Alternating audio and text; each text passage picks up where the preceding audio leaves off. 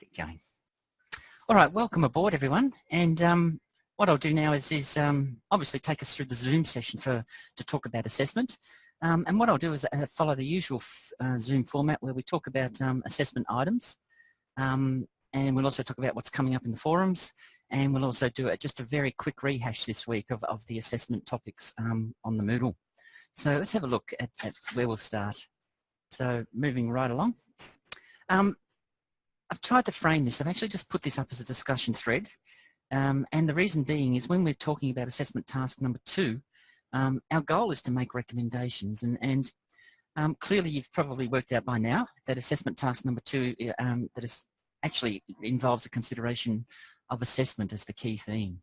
So you're obviously looking at 2 consecutive classroom units at a chosen year level. From a syllabus that you wish to choose yourself, whether it's a QCCA or whether it's the primary connections. And what you're doing is you're actually analysing those units, particularly the steps involved in how those units explore assessment. So before you get into that, it's really important to have a little bit of a background. Anyone who hasn't read Black and William, in 1998 they published a seminal piece which is Inside the Black Box, and it's become an assessment standard. At the time it was quite a controversial piece of research, but they documented that here we are as educators, and one of our most significant gaps in our practice is our ability to use assessment in ways that will actually inform learning. So they've gone through and they've identified some of these the obvious critiques that they've discovered in their research. And of course, if you think about it, the Australian Curriculum in Science was actually written to overcome some of these particular limitations. Now, we've heard Dennis Goodman talk about this, Professor Dennis Goodman, who hosts Science by Doing. I use his videos a lot in the unit because he may as well explain it to you, because he's the guy who wrote it, and he's the guy who's responding largely to the work and the issues raised by Black and William. So if you haven't read the article, it is available, I think, on the internet. There's summaries and references to this research. But here's a really simple synopsis. Here's a summary of what they said. And they break the issues with assessment down into 3 basic categories. And the first being, how does assessment inform effective learning? So when you're looking at your 2 units, here are some questions to have in mind. We saw from assessment task number 1 that the units do scaffold assessment. There is diagnostic, formative and summative assessment in most science curricula.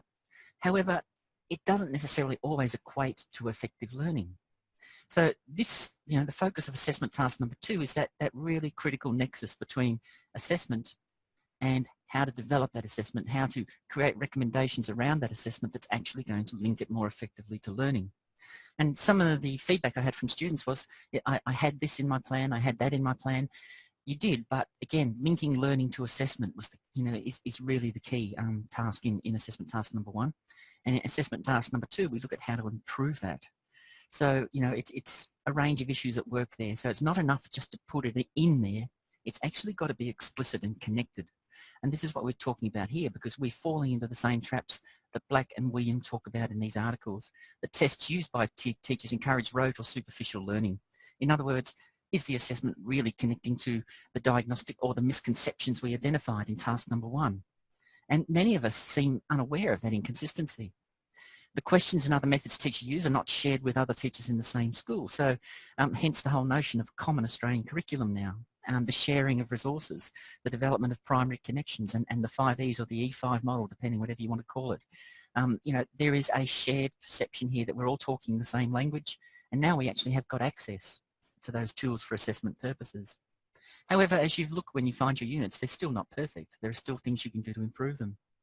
For primary teachers in particular, there's a tendency to emphasise quantity in presentation of work rather than neglect the quality of its connections to learning. And we saw this a lot with assessment task number 1. People putting in copious lesson sequences.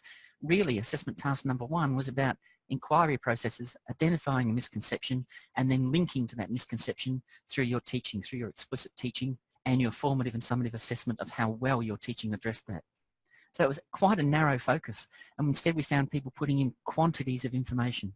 So it's really important, to get that balance right. And as teachers, we often get it wrong, and Black and William were right onto this 20 years ago. The second issue is the negative impact they talk about that assessment can have on students. The giving of marks, the grading function is far too overemphasised.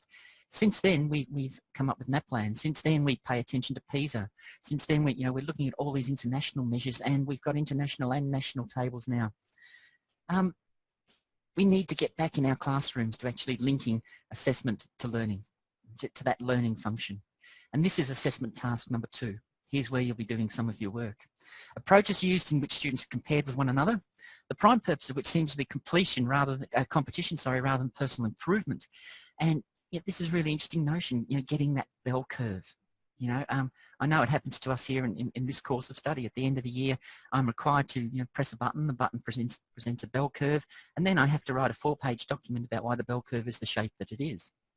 So it's it's an interesting notion. We're all trying to replicate a normal learning cycle, but in doing that, where is the learner located?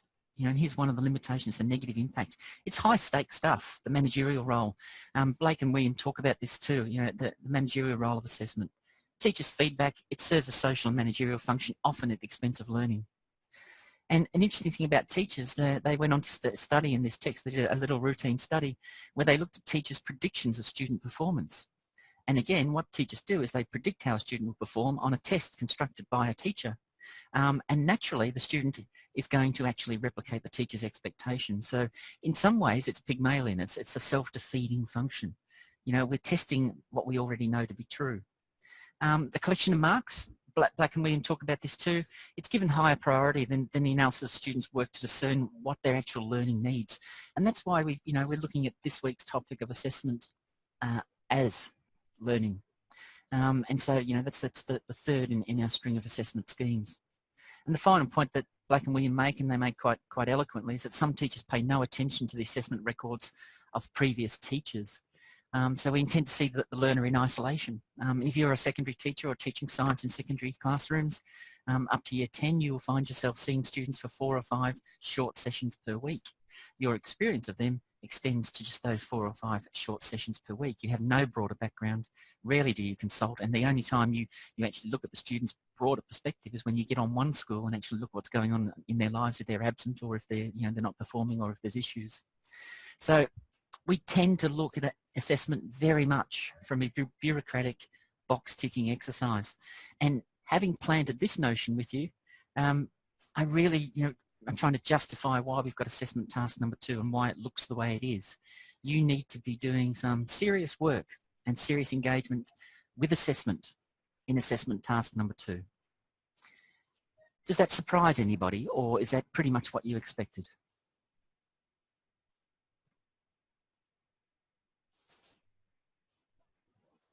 Julius, yeah. Does that resonate with your interpretation of assessment task number 2? Is that what you thought we were looking at? Yes, but I was just wondering, I have a question about, I've chosen year 3 and I've chosen 2 primary connections units. One is heating up and one's melting moments. But I can't really find any risk, like one's chemical and one's physical.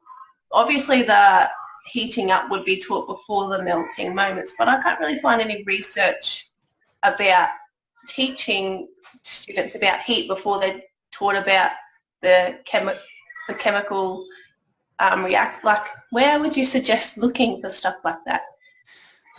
Look, I think just go back to your ACS. Now, okay. Yeah, I mean, we had some really interesting discussions in the forum, and Tess Phillips has come up with some really good comments. One of those I'd like to add a little bit to. It says, consecutive units really are just a chemical and physical science unit back to back. Well, go a little bit deeper than that. You're absolutely right, Sarah. Go a little bit deeper than that. Make a connection. Now, in the forum yesterday, I actually posted that a consecutive unit, when we look at the Australian Curriculum Science, the ACS, it's got 3 strands. Now, you can look at science understanding and you can base your notion of consecutive on content. I should teach this principle before this principle. Or you could look at science inquiry and you could base your consecutive notion of a consecutive curriculum on the skills that you want to teach. Unit 1 may be, for instance, investigation based, and you may want to do science inquiries. Okay? Yeah, I just thought, well, just to me it seems like reasonable to teach heat before melting because they need to have a concept of heat before they learn about melting. So Yeah. I just wasn't sure. Yeah. And look, you will find that in the literature, because obviously heat is energy, Yeah. and melting, of course, is energy to stimulate change. And of course, once you look at physical change, you can also look at the notion of solidifying again, returning to its original state. So you've got quite a rich little unit there, which is, two really good choices. I would agree with you. I'd teach the energy first and then look at the physical change afterwards, purely because that's the sequence in which things occur. Yeah. So, and again, you will find that in the literature.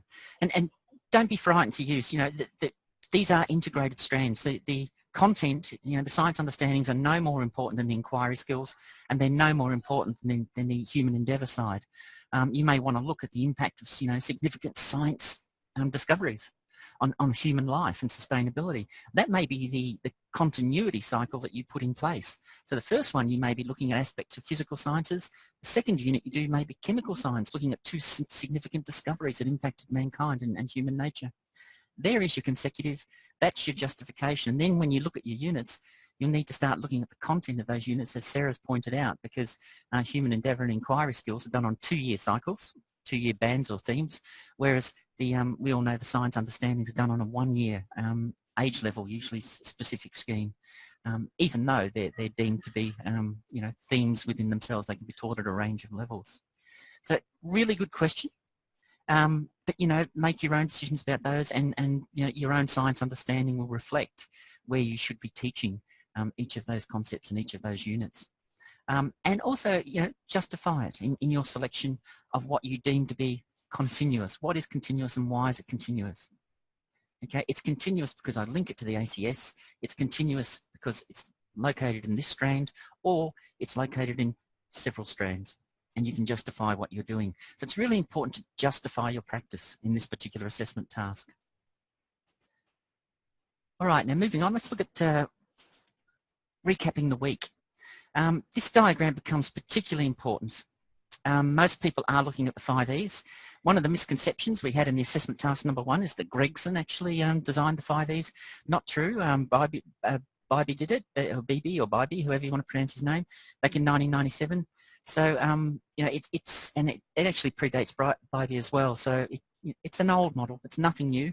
And certainly it doesn't belong to Gregson. So be careful of making those misattributions or those attribution errors, because it does raise, I had quite a few markers signal, what are you teaching? And so I said, well, actually this is a misconception, so we had our own misconception within our own course, so it's good, which is all good, but just be cautious of that.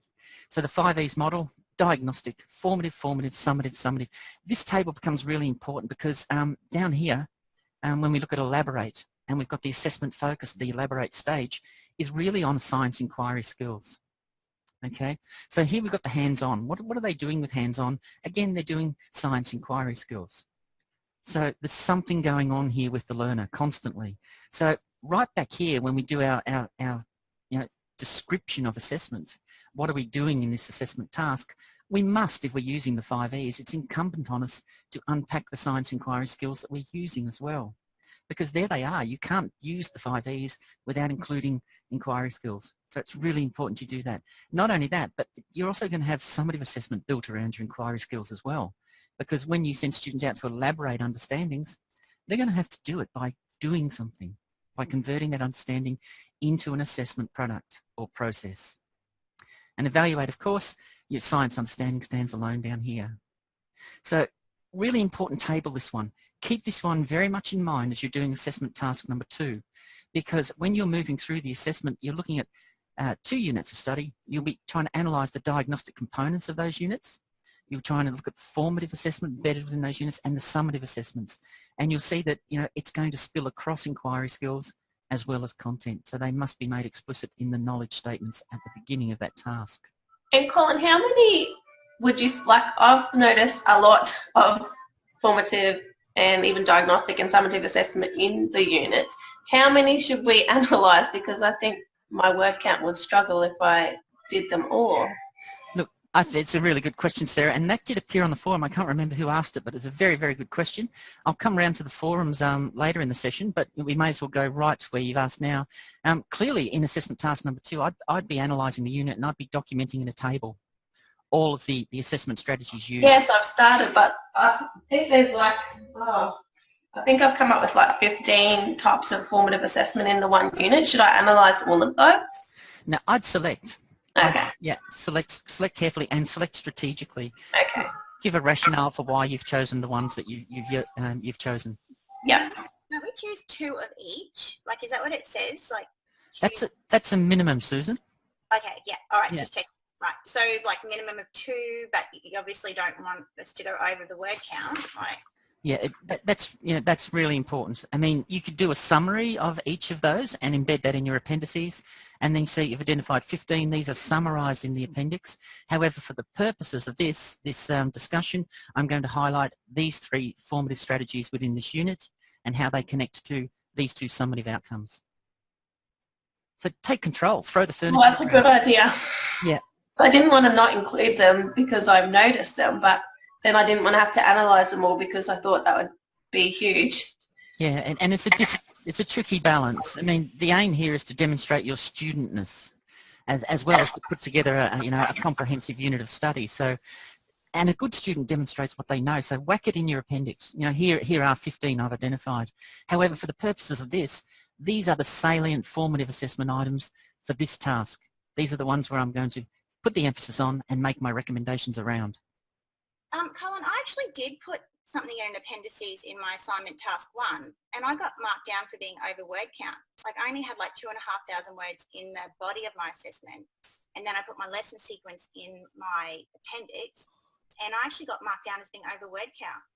Right, I think I saw an email from you, Susan. I was getting through to answering those this morning. It's on my agenda to actually go back and review yours. I've done a couple of reviews for people on that basis and given advice. I've done 2 others, so I'm happy to do. Mine was also one that said it was 1,700 over the word count, but I also put mine in appendices. Okay, look, I'm happy to go and have a look at those. Yes, but I'm one of them too, Colin. Yeah. So, yeah, I was definitely only 2,507 in the actual assignment piece, and then in the actual assignment they must have counted the table as well, the actual. They definitely would have. The marker who actually marked those is currently, she's quite a senior science teacher here in Townsville, and is actually is very experienced. Actually, has worked in universities as well. So she was pretty hot on that notion of the word limit, and what we construed to be unfair advantage by embedding information in your paper above the word limit. So, but you told us to put it in an appendices. Yes, I did. And look, Susan, if that turns out to be the case, I will go and review your piece and have a look at that for you. And it turns out to be the case where you have got 2,500 words and you have got structured appendix with references to those appendix, then clearly we'll be able to review your grade. Thanks, Colin. All right. So please enter into those discussions. Don't go away unsatisfied. It's really important that we're here to explain our teaching and our marking as much as you as a teacher will have to explain your teaching and your marking. So I consider it a privilege to be able to do that. So please don't hesitate in making those inquiries and sending them through to me. It is not a problem, and I won't view it poorly, and I won't take revenge on you. I'll actually appreciate the opportunity to give those answers explicitly. So moving on, let's look at the 5 E's. And again, going back to basics, if you're using primary connections, which most of you are, you'll see it's all 5 E's, and you'll see, in fact, that it is collaborative learning based as well. So you'll see it's very strong overlap between that and science by doing. The whole Dennis Goodrum stream. ACARA are behind both organisations. Primary Connections comes out of Victoria, but it's got half the staff of ACARA working for it. So you can see that it's strong overlap. But when we're looking at the 5E stages, they're explicit stages, okay? So when you look at your lessons, you'll be able to go through and see the engage. In the engage stage, we're going to see some diagnostic stuff happening. And there's 3 questions that you really need to target there when you're looking at your diagnostic assessment. Is it attracting the interest and curiosity? Is it capturing the interest and curiosity of the students? So are you getting authentic feedback? Is the context going to be relevant to students? That is, the science you're going to teach, is it going to be relevant? How so? In what ways? What's missing in the learner frameworks? What misconceptions currently exist? What understandings are out there? You know, are human bodily fluids, do you get the response yuck or gross coming from the room? If you do, fantastic. That's the best response you can get. Build on it. Has information about the student's present understanding been obtained? So there's 3 questions that you can shine these 3 lights directly on those aspects of the learning plans once you've identified them. Okay, and you can then start to have a look at how well the assessment's achieving this purpose and what recommendations you might need to make around the diagnostic stage. Okay, where you're doing diagnostic assessment, what recommendations you could make around that might actually add value. We can go on to explore and explain. Okay, a couple of core questions there that you could ask. Does the activity prompt students to ask further questions? So is it creating an inquiry process? Can students discuss ideas using their own language? Now, if you're coming up with no on some of these things, then here's where you're going to be making your recommendations, because for formative assessment stages 2 and 3, you're going to need to get inside student language. That's what assessment task 1 was all about. So if there's a task in there that's not delivering student understandings, that's not creating the space for you as a teacher to get those and bracket those understandings, then that's room for a recommendation. Okay, there's something you can work with there for formative assessment to add value. Look at the explain stage. We could go on. And I don't want to run the risk of being repetitive here, but does the explanation build on the experiences of learners? So are they doing hands-on stuff? Is the hands-on stuff skills-based? Are the skills actually exposing gaps in knowledge or practice? Does the explanation provide the basis for good understanding? Can the student see connections between the science language and previous language? So here we've got the big focus. What's happening with scientific literacy? And that comes out at the explain stage. Now, a lot of you working with the early years and the early primary years, scientific literacy and generic literacy, everyday literacy are going to be primarily the focus of what you do.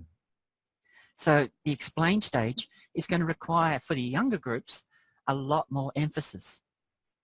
At the older stage, it's probably that the upper primaries, okay, and early secondaries, it's probably a stage you go through a little bit more quickly, because once you've given the explanation, you can then get into the testing of it, the science inquiry skills to actually see how those concepts come together so that the language strings start to work more effectively for the students.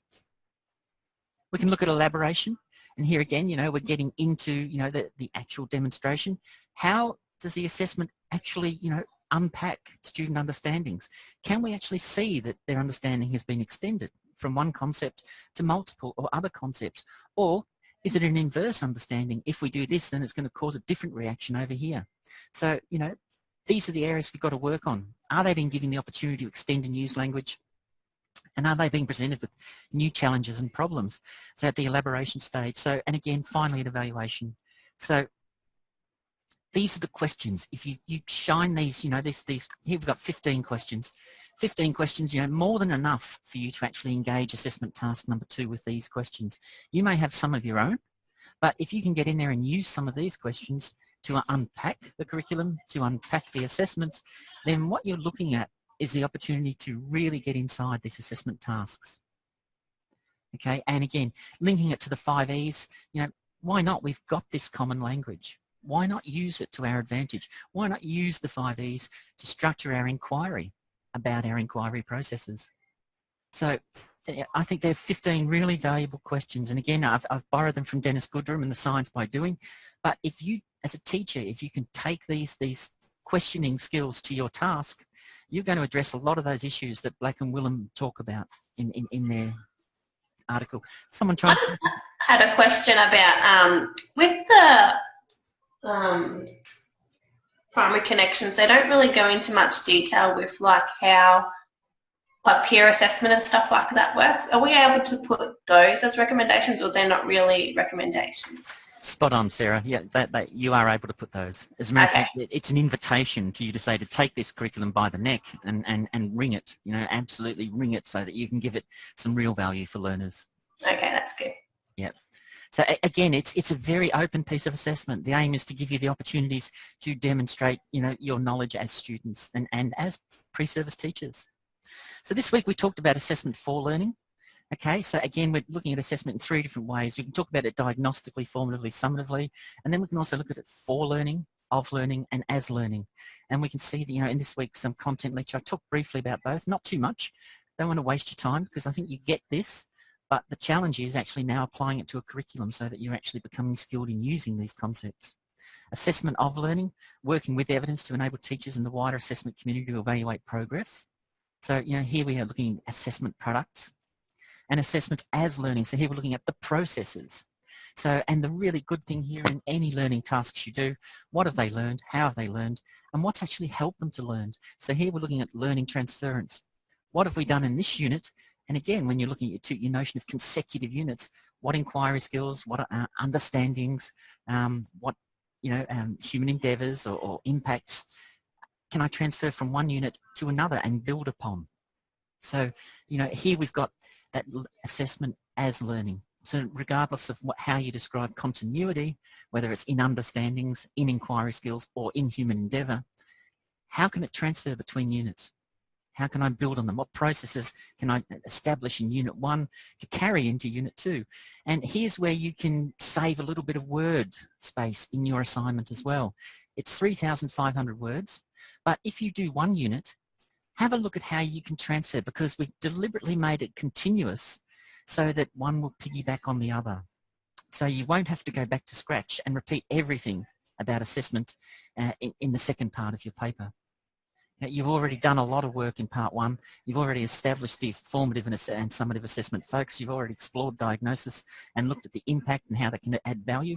Then in unit number 2, because it's continuous, you may pick up a couple of different styles of assessment or a couple of different recommendations and work on those. So use the assessment piece as a springboard. Unit 1 talks to Unit 2. Don't repeat everything twice, okay? Demonstrate a continuum of learning in your response. Nail it in Unit 1 and then explore different things in Unit 2. Demonstrate your studentness, show how you can take assessment and address as many of Black and Willem's issues as you possibly can. Does that make sense? Does that help you to understand this assessment task, that you don't simply just do formative and summative assessment for 2 different units, that that not one is chemical, one is physical, but they're actually continuous, that there's a stream of something going through here that you need to develop, document and explore. Any concerns around that or any further questions?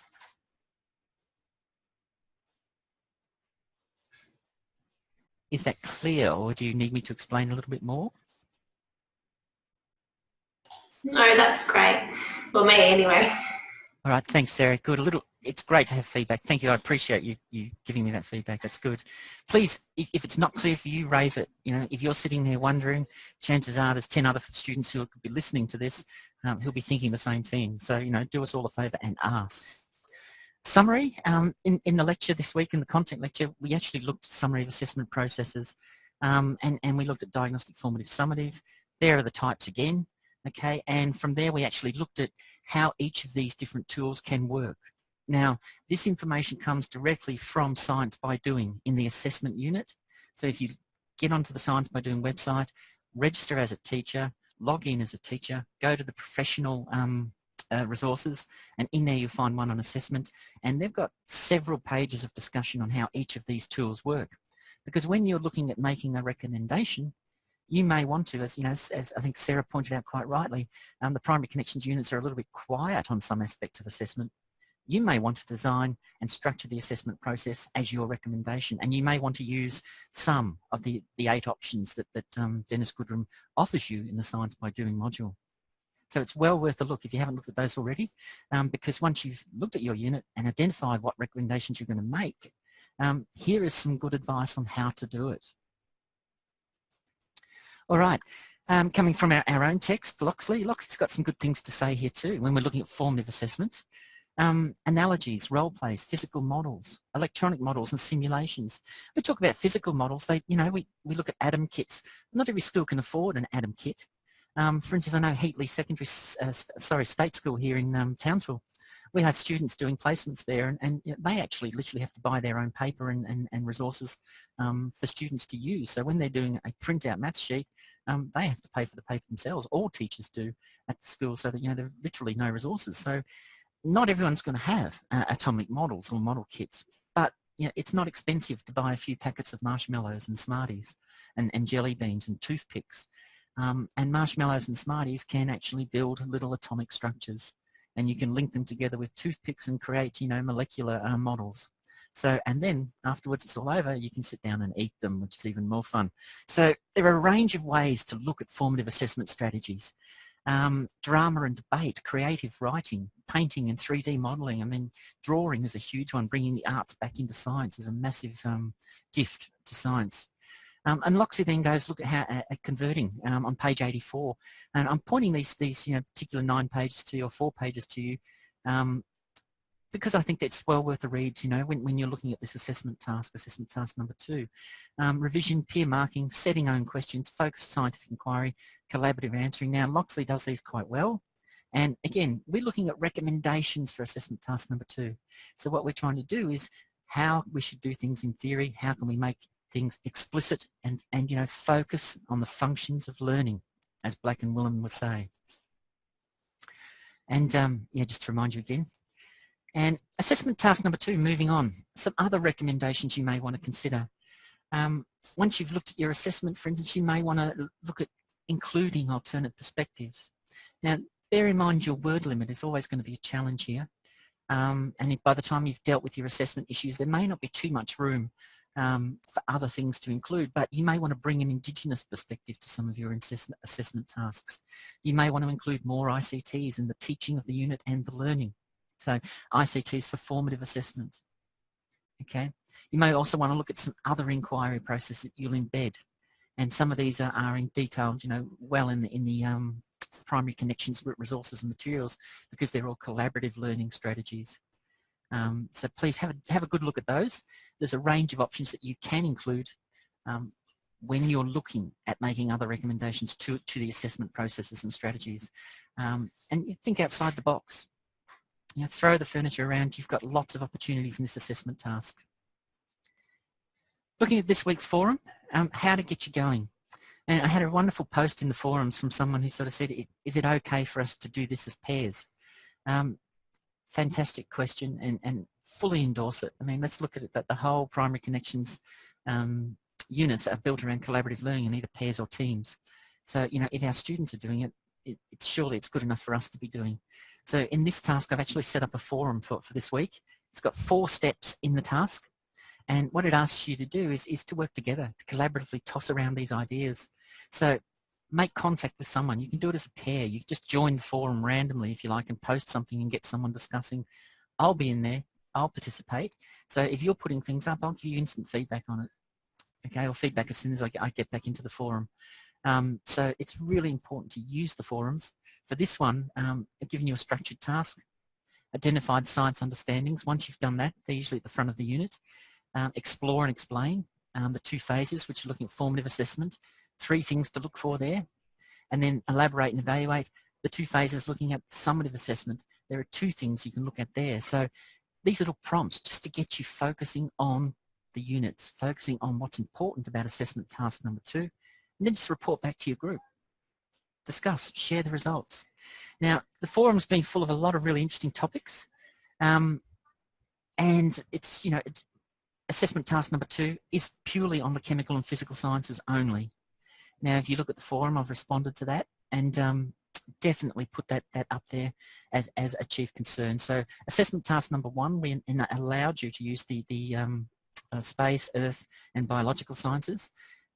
Purely because the assessment was based on inquiry and questioning, on inquiry processes and questioning. This assessment is very much based on the assessment processes involved in chemical and physical sciences. So, you know, please don't repeat any of the earth sciences or space sciences or biological sciences. This is purely chemical and physical. I'll bring up the discussion board in a moment so we can actually look at some of these. Word limit concerns, always, it's a big issue at the moment. And yeah, I agree that the teaching team have had to put word limits around this. Otherwise, you can see you will be writing a thesis and we'll be reading several theses. And, you know, to be honest, as teachers, our goal is to get our understanding, our curriculum understanding out quickly, clearly and concisely so that we can do one introductory lesson, we can have a sequence of inquiry processes, and then we can have a discussion lesson and we can move on to our next lesson. So, you know, we're actually looking at our next theme. So our aim is to be concise. And so word limit concerns do count. And I actually look at the, bring the forum across for you. And Tess has been really active in here, which is good. And she was one of the students, as she said, that went over the word limit. And she says, again, a question that came up in the forum here, sophisticated explanation of the formative and summative assessment used in each of the 2 units, at least 4 for each unit. So that would be 2 formative, 2 summative as a minimum for each unit. I have a feeling that you'll go well beyond that. And if you really want to demonstrate your studentness, don't select the same 2 formative and summative items in the 2 units. Because if it's continuous, then your marker will read that as simply repeating what you've done in Unit 1. Here is an opportunity to actually demonstrate what you know. So, you know, some good comments there from Tess. So I appreciate her contribution to that forum. Could I just ask one more question, Colin? Yep. Sorry, I'm asking too many today, but it says in the criteria to redesign, so does that mean that, like, for the, I'd have to include, like, I don't know, a summative assessment, you know, cover sheet or something for the students with a rubric or anything like that? Like, what do you mean by redesign, like redesign? Okay, what you're doing, you've obviously actually looked at an assessment process within an existing unit. Your task now is to actually identify, and you may use Black and Williams criteria, or you may use your own criteria to critique that particular unit. And you'd do that briefly, you wouldn't spend a lot of time, but you'd certainly bring a critical lens to it and sort of say, you know, it's simply not explicit enough, or it does this or it does that. And once you've identified that, you then go about sort of saying what aspects of that assessment task or process you would change. That's what I mean by redesign. Okay, so not actually making a task up. No. That's how I took it. Okay, all right. Thank you. You may elaborate the task. Yeah. In redesigning it, you may add steps to it. Again, this is based on your understanding of what needs to be done. Okay. Yeah. So we've got a couple of different questions here. The question of 2 consecutive units came up, and I noticed Susan's on with us today and was one of the people who posted this. What do we mean by consecutive units? And again, Tess has sent you to Scoodle. In another blog response, I actually define what I mean by consecutive, and I'll just send you to that so we can actually, I think it's this one, the actual task, and what counts as consecutive units. Yeah, so I've given you a couple of guides there on what counts as consecutive units. So consecutive implies a sequence. Sequences are built around a central theme, and the ACS has 3 opportunities for central themes: understandings, human endeavour, and science inquiry. So as you can see, it's listed there for you. Together, you can create what we call consecutive units and justify it using any or all of those strands. So really, you've got open slather. The only constraint is it has to be chemical and physical. They need to be 2 consecutive units. In other words, they need to speak to each other either through science understandings, through their connections as human endeavours, or through the skills stream that you're running through those units. So if you can establish those connections, you have what we call consecutive. If they're consecutive, then what you cover in some of those units, you won't need to repeat in the second unit. So you know, this really is, it's an elaborated assessment task, giving you the opportunity to span across all of those aspects of assessment. So don't limit yourself to repeating each strand or each assessment task in each piece. Here is assessment task number 1. Now, as you can see, I also had a question on the forum this week. I'm having trouble finding consecutive units. Tessa's advice was great. Go to Scoodle. If you can't go to Scoodle, register for Primary Connections yourself. Or failing that, just through Scoodle. I mean, I put in Scoodle instructions, went into the search window, put in Primary Connections with a year level, and I got 169 resources, okay, over 9 pages. And so I've downloaded 2 of these. So anyone who's having trouble finding consecutive units, feel free to use these, because let's face it, they're out there. If you don't want to download your own, here are 2 consecutive Year 6 units. It may not be a year you want to focus on, but they're there. The Primary Connections actually have a page which lists all of their units on it with each year level and what strand they're in as well. So Thank you very much. That they do, Sarah.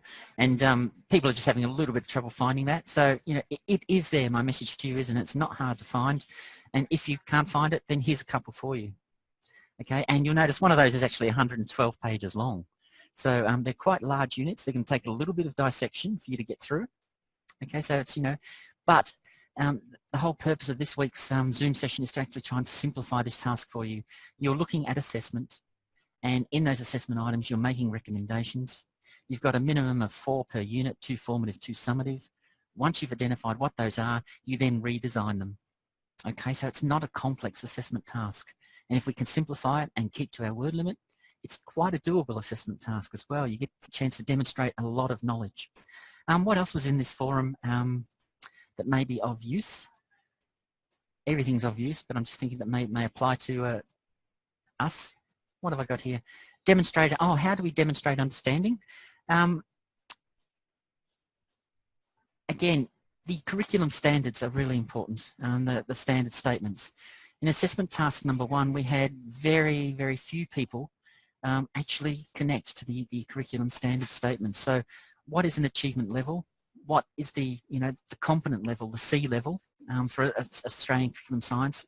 It's always a C from the A, B, C, D and E levels of demonstration.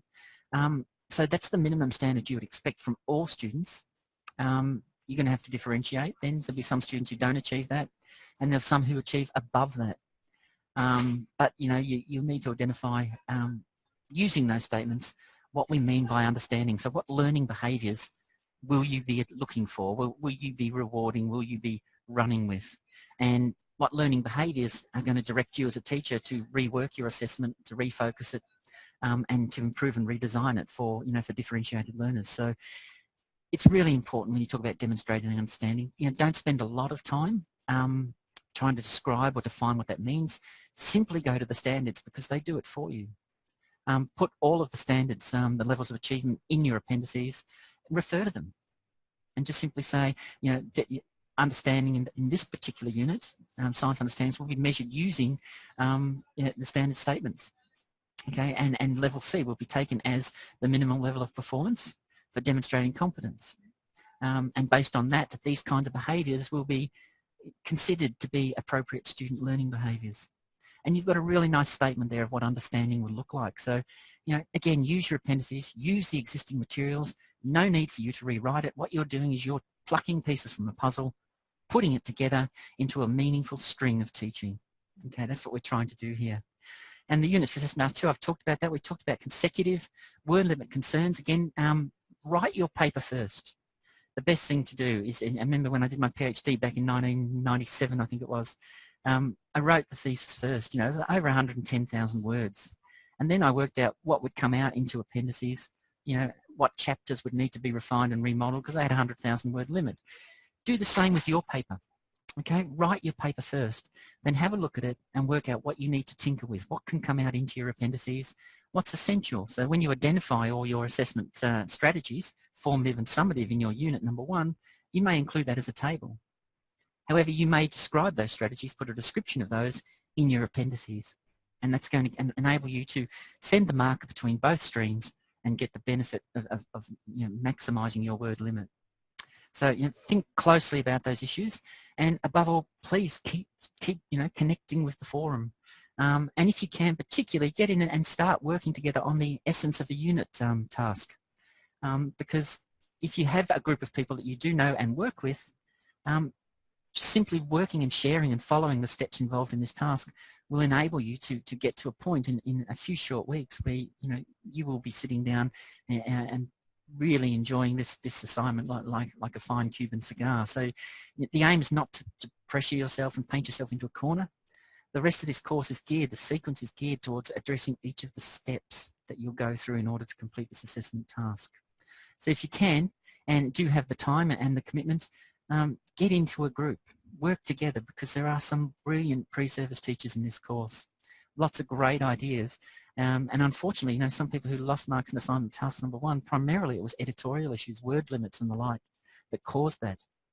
So let's get that right. Let's share, let's get those processes in place and share our understandings. This is not a competition. It's not how we're going to solve all these problems, become better teachers by being competitive. Let's share it on the forum. And once we've got it on the forum, let's take it away and like the fine cigar that it is, let's really enjoy it and write up our assessment tasks on our own. Any other questions, comments from the floor before we hit the record button and get this up online?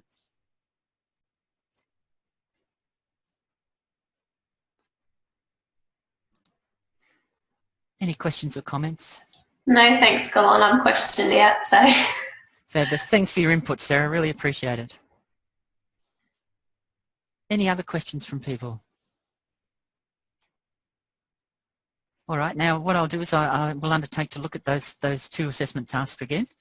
The pressure's off, being as everybody's got their feedback back, and Susan and Sarah, I will have a look at your tasks again, and Julie, yours also, just to check, because you've raised it as well, and just to check that we have our consistency there as a marking team relating to that criteria.